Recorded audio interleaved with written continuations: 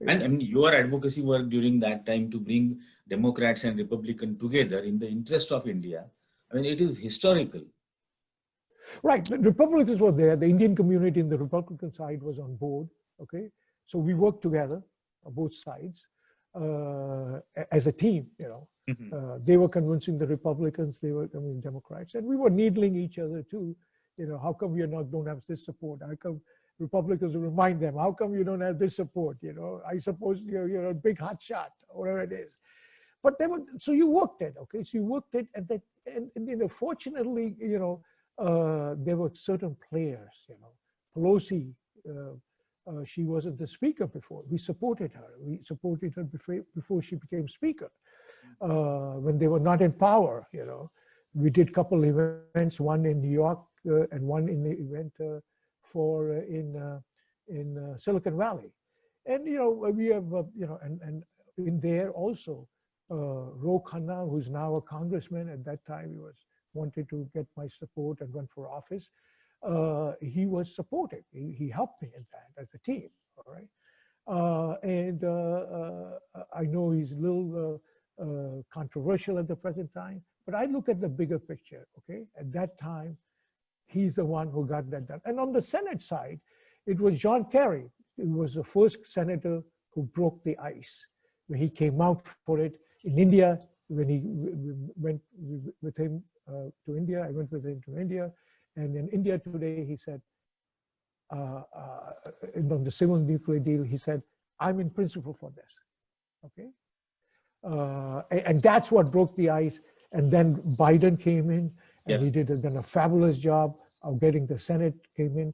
And there was Senator Reid, who was a key person that the Indian community had supported for years and years. And he came on board. And Ted Kennedy. And Ted Kennedy was the other person. If he said no to the deal, then we would be in trouble. But then, even before that, when India had exploded the bomb, Pokhran 2, he supported. He came to an Indian function. He says, "Yes, we have little hiccups with India at the present time, but I want you to know I was there during Bangladesh's war, okay? And I saw the humanity of India." And at that time, Indira Gandhi was the prime minister at that time, okay? So, so that's where those are the key people, all right, were the anchors. And then everybody started to come on board one by one, okay? Now, I mean, as you mentioned, one of those key players by then is today the Democrats' presidential candidate. So, and you have been a very close associate friend of Kamala Harris for a long time. So, how do you see this? I mean, these elections going on and the future with India?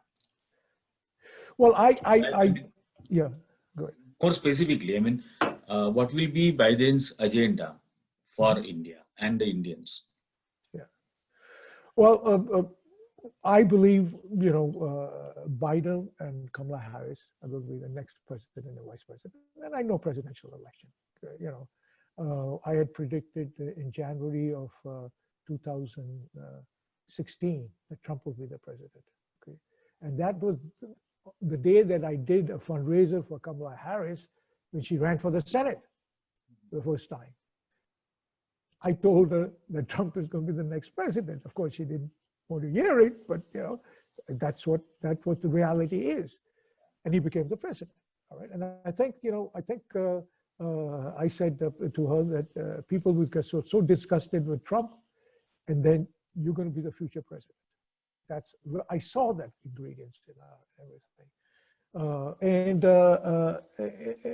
So that's the part that we are excited about, that there's going to be an Indian American vice president and in the future Indian American president for the first time. That's when I feel is that we have arrived, that we are playing at that highest level. Right? So in terms of in India, you have to also realize we cannot ignore India. India is too independently strong already, all right? It has expanded, it has grown in all different areas, all right? The Biden, it was, I believe Biden was the key. Even before you go by, Biden was always had soft corner for India, right? Because in 1975, when India exploded Pokhran 1, Yeah. you know, in 96, there was going to be sanctions there. Mm-hmm. And Biden was in the Foreign Relations Committee. He voted against sanctions for India, right? Mm-hmm. And then Jimmy Carter was the president at that time, and Jimmy Carter won by one vote only. It was Biden's vote.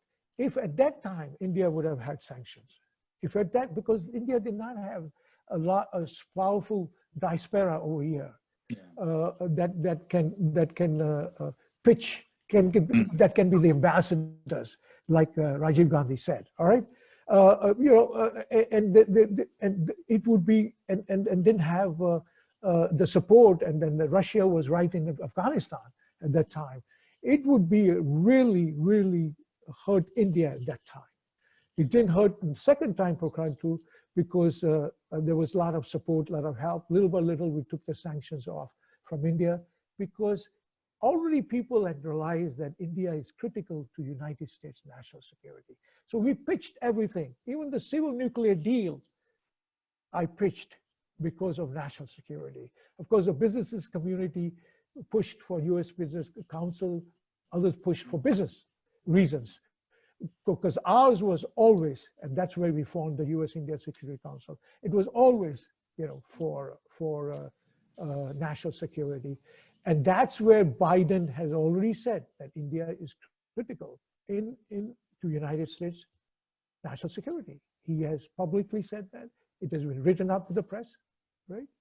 Because I was reading one of the articles, and I happened to read that he had even said that a few years from now, the closest friends in the world will be United States and India. Yes, yes, all right. So, you know, so people, you know, people think, oh, you know, there's a CAA comments that were there. And, you know, friends can disagree. Friends can say this is wrong, okay? This is CAA is controversial. It's in India. So, I mean, he's concerned about that. He has asked me that. How about CAA, Ramesh? I said, well, you know, I just said that, you know, let's see what the Indian Supreme Court says. It's already in the appeals court, and we'll, you know, we'll rise. But he has already agreed that, you know, the bigger picture, India is critical to critical to United States. And he felt that during the civil nuclear deal, all right? And civil nuclear deal would not have been done if the Democrats did not come on board. There were not enough votes for George W. Okay, and the Indian community did. I think carrying the water. I think the Indian community carried the water more than even George W. did. All right, wow. Because there was resistance also in his party for the Christian coalition. Christian coalitions were against it with India because of the conversion, Hindu conversion, and resistance to conversion at that time for the Christian coalition. And that is their base also, all right? So we had two bases of Republican that was against, the Democrat, the NPT was against, and it is the Indian American community, okay, that made it happen. And I make a short line and I say that it's the Indian American, stupid, okay? It was you just realize it. It's the Indian Americans that brought with the glue that will make it possible, all right? And, you know, bureaucrats over there might think they have done everything. And believe me, everybody is taking the credit for it. Yeah, right? Everybody's taking credit for it. And the reality is it was the Manmohan SIngh and it was the Indian American community that making it happen. And if you look at Jaishankar's resume, he says he did the civil nuclear deal, all right? I mean, he was in the foreign relations thing, but this is the truth. At the end of the day, eventually, truth always bubbles up. All right. It takes Now, time. about this campaign, present campaign of Biden and Harris, I came across a few emails, I mean, a propaganda actually run by, I mean, I don't know which organization, but certainly a right-wing organization. And they are running a very vicious propaganda against Biden and Harris, especially about the abrogation of 370, their stand on India-Pakistan relations, and the CAA. So, I mean, how is it happening, and what is the strategy to counter it? I think they are naive. Okay, they're just naive. You know, internet has come in, WhatsApp is there, and they just want to, think they have some point of view, but they're just naive politically. All right, they do not understand that you have to look at the bigger picture. They do not understand that politics is give and take, right, for the higher goal. Perfect relationship is the enemy of good relationship. Remember that. Perfect election. So if you're looking for perfection, okay, you will never get things done in democracy, right? And that's what it is. But we are, in terms of Kashmir, okay. Look, the democratic human rights, civil rights is important to Democrats. It's our base.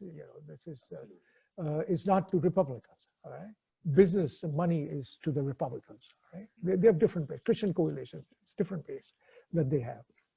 And so certain times during Kashmir, at that time when the internet was stopped, there was resistance in the Democratic side, push for that. Even one of our congresswomen, Pramila Jayapal, was very vocal about it. Yes. And it took it. I think Jayapal took it a little more personally because she's of Indian heritage. How can the heritage that I come for is doing that? All right.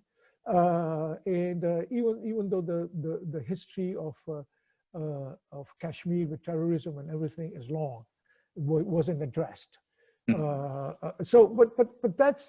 But right after that, internet, when the Indian Supreme Court said that internet is free speech, it was over. Kashmir is over, 370 is over, everybody is accepting it. Of course, they want to make sure that the transition is smooth, and they'll make some comments on that.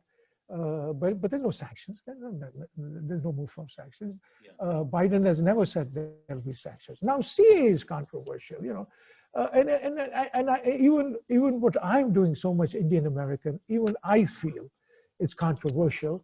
If and it didn't have to happen. Okay, I mean,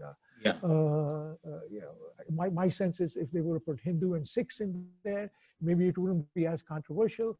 If you're putting everybody except the Muslim community, and they're 14% of Indian citizens, and they are part of India, all right, and they are. I'm sure they're also. I believe they are patriots, just like the rest of India, all right, and sometimes there are few, outliers. There are. That's with any areas, and same thing with you asked about certain people are negatives, that agenda is that they are just outliers. Most of the community supports the democratic issue, is disappointed with Trump, and they are worried about their kids and their grandkids in terms of even before this pandemic happened, the entire country was protesting in every single district against the implementation of CAA. So it's not popular in India as well. People have not accepted that. And the government also had to postpone the implementation of NRC because of that. So yes, I mean, how can it be an issue in the elections in US? Yeah, why are you criticizing and getting all bent out of shape CAA, some of my friends, I look at him, I say, what are you talking about CAA? You're talking as if there's an attack on Bhagavad Gita, okay? Come on, all right, okay? And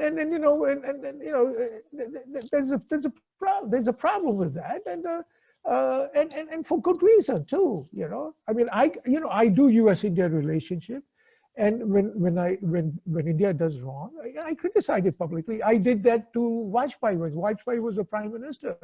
They wanted to support Sarajevo over there at that time in the United Nations, the butcher of Sarajevo. They were supporting. I publicly said that. That was wrong.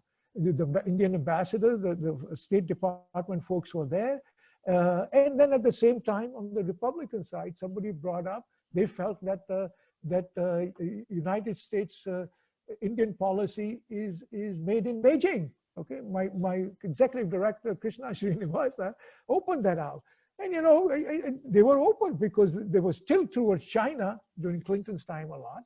And that helped, Interfort was the person that was in handling India in the State Department. It helped him with the State Department, the Secretary of State at that time was Madeleine Albright, was the Secretary of State at that time. It helped him to make the point that the perception out there is that the U.S.-India policy is made in Beijing, okay?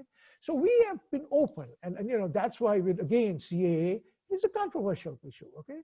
And that doesn't mean that I'm not supporting U.S.-India, and I disagree with certain things that United States is doing in terms of India, and I publicly say it, I privately say it, and at the end of the day, I believe there are two symbols that are important.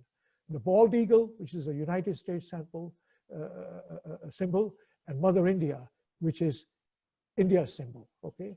And all these politicians will come and go, okay? But both these symbols, we want to make sure both these symbols are there for the next 50 or 70 years. That's why we are pushing, other than this thing, for India to be more closer in the defense area. Now they are classified as a major defense partner. We are moving to get India for the next 50 to 70 years closer to the United States. About the issues concerning this particular election and the Indo-American, Indian American community here,